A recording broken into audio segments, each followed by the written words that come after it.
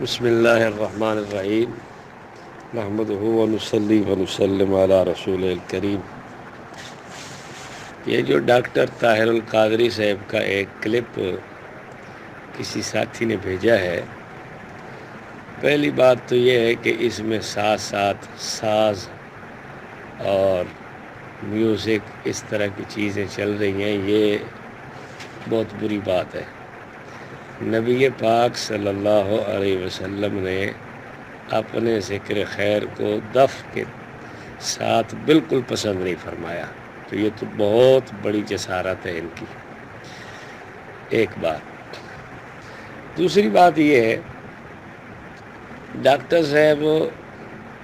اپنے آپ کو بہت بڑا علامہ اور شیخ الاسلام سمجھتے ہیں۔ میں سمجھتا ہوں کہ عرفان مشدی کی سے بات ٹھیک تھی کہ یہ شیخ الاسلام نہیں، شیخ فی الاسلام ہے، لیکن اب تو شاید اس سے بھی آگے بات نکل گئی، وہ شیخ فی الاسلام ماننے کے لیے بھی انہیں تیار نہ ہو۔ ڈاکٹر صاحب نے جو حدیثیں سنائی ہیں، اگر ان کے شارحین کو بھی پڑھ لیتے تو اتنی بڑی زحمت ان کو نہ اٹھانی پڑتی۔ سلونی عما شئتم کی جو روایت انہوں نے نقل کی ہے اور بار بار کہہ رہے ہیں کہ بخاری اور مسلم، بخاری اور مسلم، اگر مسلم کے شارح امام نووی رحمہ اللہ ان کی تحریر کو اس حدیث کی تشریح میں دیکھ لیتے تو اتنی بڑی زحمت ان کو نہ اٹھانی پڑتی، اور نہ یہ ان کے مریدین کو اتنے جوش اور نعرے مارنے کی ضرورت رہتی۔ امام نووی رحمہ اللہ نے یہ بات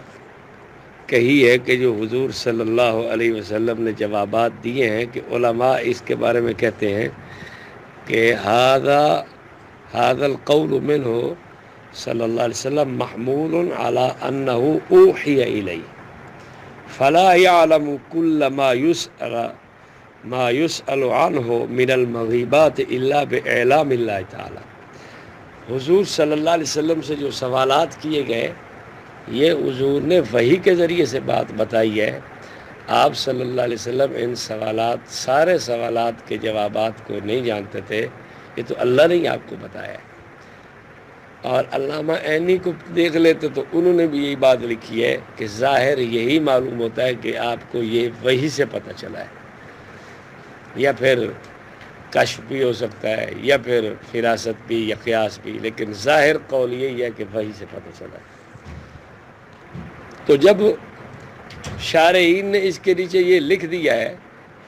بخاری کا شارح بھی کہتا ہے، مسلم کا شارح بھی کہتا ہے، تو ڈاکٹر صاحب کو دجل کرنے کی اس پہ کیا ضرورت ہے کہ حضور صلی اللہ علیہ وسلم تمام چیزیں، ہر شے، ہر ایک بات۔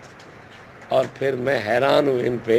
کہتا ہے کہ تاریک رات کی چھپی ہوئی بات بھی حضور جانتے ہیں۔ کھل کے انہوں نے بات یہ نہیں کی، ورنہ دل یہی تھا جو مفتی احمد یار نعیمی نے کی ہے کہ رات کی تاریک کوٹھڑی میں چھپ کر جو کام کیے جاتے ہیں نگاہ مصطفیٰ سے، وہ بھی پوشیدہ نہیں ہوتے۔ یا الحق میں اور شان حبیب الرحمن میں انہوں نے یہ لکھا ہے۔ تو ڈاکٹر صاحب بھی یہی کہنا چاہتے ہیں، بھائی یہ ایسی بات نہیں، جب ہے سارا وحی سے بتایا گیا تو پھر تو یہ تمہارا چکر ہی ختم ہو گیا جو تم چلا رہے تھے لوگوں کے سامنے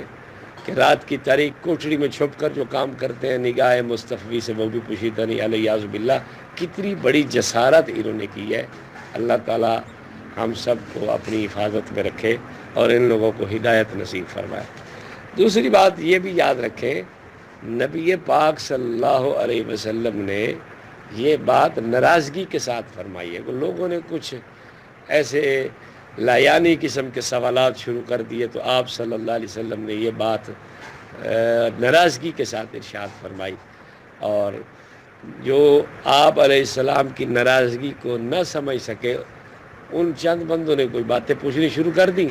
اور جنہوں نے یہ حضور صلی اللہ علیہ وسلم کی منشا اور آپ صلی اللہ علیہ وسلم کے مزاج کو سمجھا، جیسے سیدنا فاروق اعظم،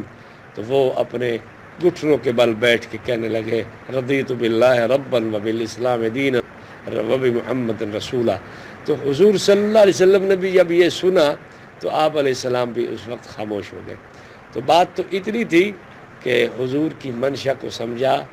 اور اس سے کوئی یہ بات نہیں نکل رہی کہ آپ تمام ما کان و ما یکون اور سب اور جمیع ما کان و ما یکون اور ہر ایک چیز سے آپ جانتے تھے اور آپ نے بتائی بھی۔ اور یہ بھی اس میں یاد رکھنے کی چیز ہے، بخاری کی اسی روایت میں یہ بھی ہے کہ آپ نے قیامت کا تذکرہ کیا اور اس کے ساتھ ساتھ پھر بڑے امور جو اس سے پہلے پیش آنے والے تھے وہ بھی بیان کیے، اور اس کے ساتھ یہ بات ارشاد فرمائی کہ جو کوئی بات پوچھنا چاہے تو پوچھ لے۔ تو معلوم ہی ہوتا ہے کہ یہ قیامت کے جو بڑے بڑے امور تھے اس سے پہلے ہونے والے اور بڑے بڑے واقعات، امور عظام، آپ ان کے بارے میں صحابہ کو بتانا چاہتے تھے کہ کوئی اس بات پوچھنی ہو تو پوچھی جا سکتی ہے۔ اللہ تعالی ہم سب کو اپنی مرضیات میں لگائے اور دین کو صحیح سمجھنے کی توفیق نصیب فرمائے۔